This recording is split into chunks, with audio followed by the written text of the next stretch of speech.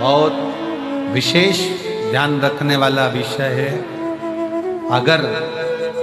बाबा करुणा करे और कृपा करे और दया करे तो एक बात अपनी जिंदगी में याद करो, अगर तुम्हारे पास में भगवान ने जमीन दी, जमीन, और मेरा शंकर अगर तुम्हारे ऊपर कृपा करे, कुबेर भंडारी ऐसी कृपा कर दे कि तुम्हारी सबकी 2-2, 5-5 एकड़, 10-10, 8-8 बीघा जमीन हो, शिव ऐसी कृपा करे तुम्हारे ऊपर, तो एक निवेदन जरूर करूंगा इस व्यासपीठ से, अगर बाबा तुमको जमीन दे और जमीन अगर तुम्हें हो, गेहूं तुम खाओ, चना तुम खाओ, पर जो गेहूं की भूसा रहता है वो तुम्हारे पास में जो गौशाला हो उसमें भरकर जरूर पहुंचाओ। गेहूं तुम खाओ,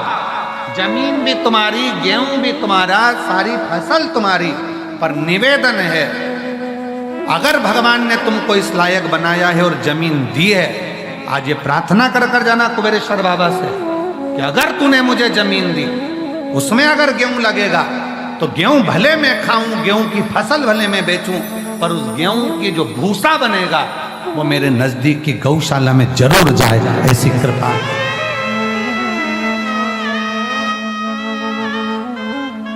आज गाय के भूसे का गौ माता को जरूरत है। फैक्ट्रियां ऐसी ऐसी बन गई जिनमें भूसे का भी कोयला बनने लगा, उसके चक्कर में गाय भूसे के लिए भी तरस रही है। विठलेश सेवा समिति पिछले कई वर्ष से एक नियम लेकर चलती है कि गाय का भूसा जब ज्यादा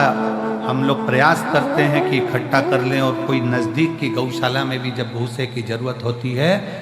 जो आप लोग सहयोग करते हो, 1-1 रुपया देते हो, तो नज़दीक में कहीं पर भी कहीं से सूचना आती है तो उस गौशाला में भी भूसा सीहोर की गौशाला से चले जाता है कि वहाँ गाय भूखी ना रहे, वहाँ गौ माता भूखी ना रहे। पर कब तक? इसलिए मेरे बाबा से निवेदन है, जितने आयो, मेरा भोलेनाथ, मेरा कुबेर भंडारी, तुम सब अगले साल जब तुम यहाँ आओ रुद्राक्ष महोत्सव में, तो मेरा बाबा तुम सबको जमींदार बनाए, जमीन वाला बनाए, सबको जमींदार बनाए, सबको जमीन बाबा दे, कोई नहीं बचे जिसके पास जमीन ना, खूब दे,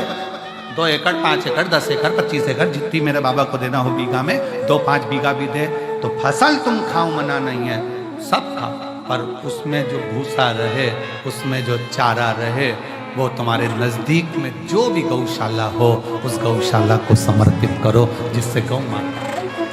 गौ माता। आज का जमाना इतना विचित्र हो गया कि लोग उस भूसे को भी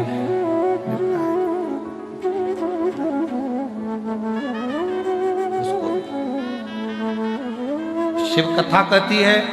भगवान शंकर का पावन चरित्र कथा है, शिव महापुराण की कथा कहती है, सतयुग में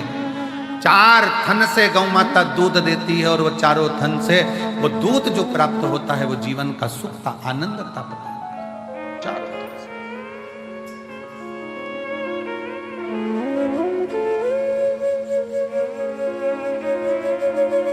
चारों थन।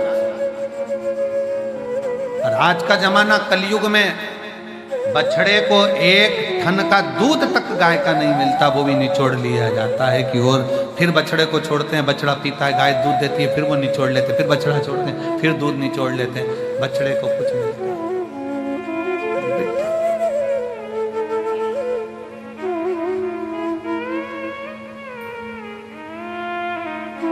प्रयास करो, अपने घर में गाय नहीं रख सकते तो नजदीक में जो गौशाला हो